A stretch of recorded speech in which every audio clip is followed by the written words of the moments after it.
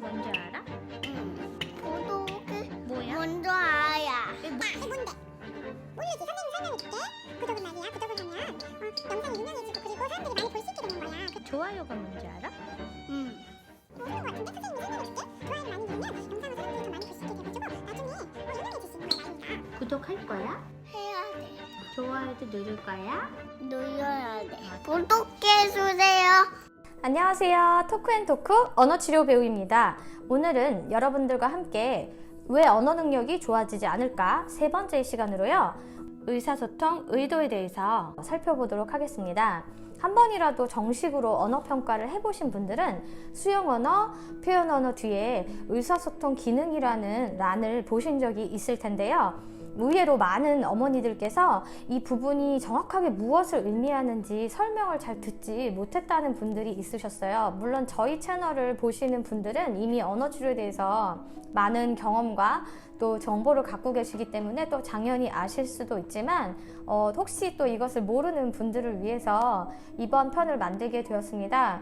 의사소통 기능이라는 것은 말이 정말로 나오기 전에 기본적으로 가지고 있어야 할 기능인데 이 기능이 없는 것만으로도 언어 지연의 중대한 원인이 될 수 있고요. 나중에 이제 말이 어느 정도 늘었다 해도 이런 기능들이 제대로 활용되지 않으면 역시 언어 능력이 생각보다 발휘될 수 없는 경우가 있습니다. 그래서 이 부분은 영유아 시기부터 정확하게 중재되어야 합니다. 오늘 저와 함께 확실하게 공부해 보도록 하겠습니다. 꼭 끝까지 시청해 주세요. 의사소통 의도라는 것은 언어를 활용적인 측면에서 분석한 것을 말하는데요. 초기 의사소통 의도의 발달은 구어 언어가 발달하기 이전부터 제스처나 발성 등을 통해서 반드시 나타나야 하는 선행 조건입니다. 2세 이전에 출현하는 의사소통 의도로는 사물이나 행동을 요구하기, 거부하기, 명명하기, 모방하기, 대답하기, 지시 따르기, 인사하기 등이 있는데요. 아동들은 2세 이후로 좀 더 심화된 의사소통 의도를 발전시키게 됩니다. 오늘 영상에서는 2세 이후의 상위 의사소통 의도에 대해서는 설명하지 않고요. 초기 의사소통 의도에 대해서만 살펴보도록 하겠습니다. 의사소통 의도를 읽어보시면 대충 의미를 아실 수 있을 것 같아서 조금 혼동이 될 수 있는 부분에 대해서만 설명을 드리겠습니다. 같은 단어를 사용할지라도 그 의도가 어떠냐에 따라서 전혀 다른 의사소통 의도를 나타낼 수 있는데요. 예를 들어서 엄마가 자동차라고 말을 하니까 아동이 그것을 따라서 자동차라고 말하는 것은 모방하기 의도입니다. 두 번째로 엄마가 자동차를 들고 있으니까 아동이 그것을 달라는 뜻으로 자동차라고 말을 한다면 그것은 요구하기 의도를 나타낸 것입니다.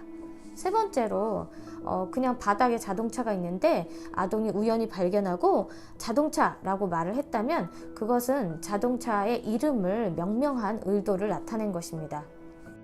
네 번째로 엄마가 이게 뭐야? 라고 자동차를 가리키면서 물어봤을 때 아동이 자동차라고 대답을 한다면 그것은 대답하기 의도를 드러낸 것입니다.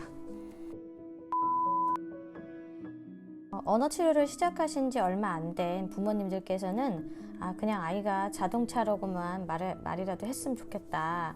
이게 다 무슨 의미가 있냐라고 하실 수도 있겠지만 사실 특별히 활용 능력이 언어가 늦어지는데 주요한 원인이 되는 자폐 스펙트럼 아동이 아니더라도 단순히 언어 발달이 늦은 아이들도 이러한 의사소통 의도와 기능에 문제가 나타날 수 있고요.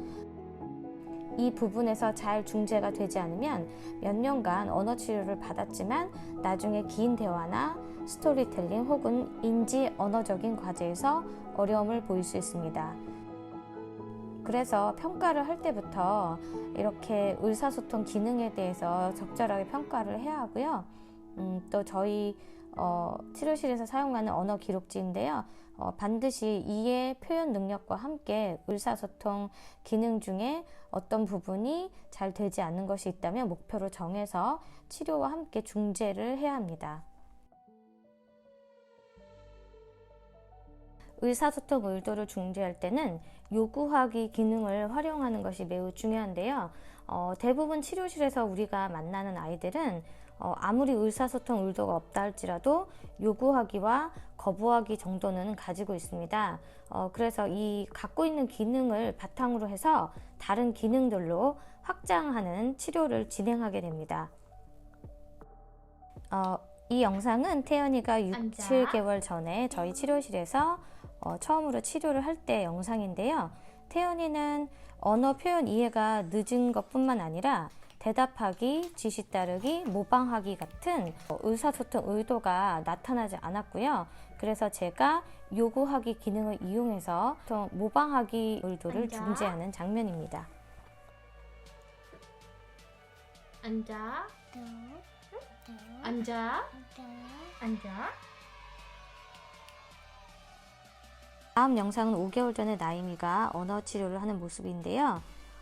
나임이는 언어 이해 표현의 주체와 함께 모방하기, 대답하기, 지시 따르기 기능이 역시 좋지 않았는데 모방하기는 쉽게 1, 2회기 안에 기능이 올라와서 더 이상 중재를 하지 않았지만 대답하기나 지시 따르기는 집중력 문제 때문에 쉽게 바뀌지 않았었습니다. 그래서 보시는 바와 같이 장난감이나 집중을 하게 되는 물건이 있으면 대답을 전혀 하지 않았기 때문에 타임아웃 기법을 이용해서 장난감을 없앴을 때만 대답을 하는 모습을 볼 수 있습니다. 가방 어디다 놔? 엄마, 어디다 놔? 엄마, 여기, 버스 안에? 버전, 여기 놔.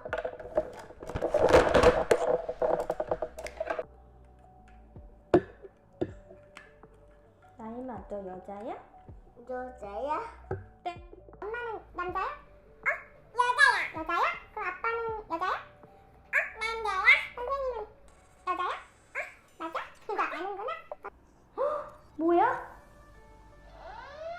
뭐야? 소방차. 맞아, 소방차는. 하지만 요즘에는 나임이가 여러 번 얘기하지 않아도 질문에 대해서 깊게 생각을 하고 대답을 할 수 있고요.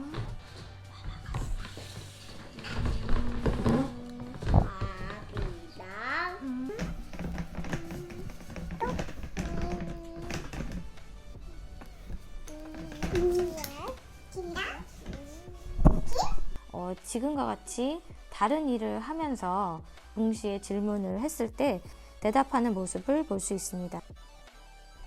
우와, 잘한다. 이것 봐.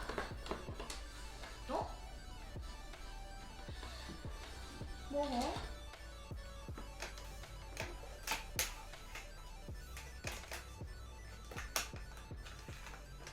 엄마가 감자 버리고 있어.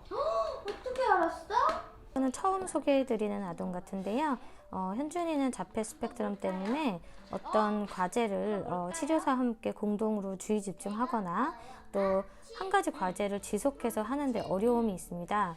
그래서 현준이는 자석놀이나 도로를 만드는 놀이를 좋아하기 때문에 이것을 토큰 형식으로 강화제로 사용하면서 이것을 요구하는 기능을 사용해서 지시 따르기나 대답하기 등을 중재할 수 있었는데요. 초반에는 이것이 잘 되지 않았지만 굉장히 오랜 시간을 통해서 이 기능을 만들었기 때문에 지금은 이렇게 한동안 집중해서 과제를 할 수 있습니다. 아치 그림 잘. 우와. 자, 다음 김에 이거 한번 해보자.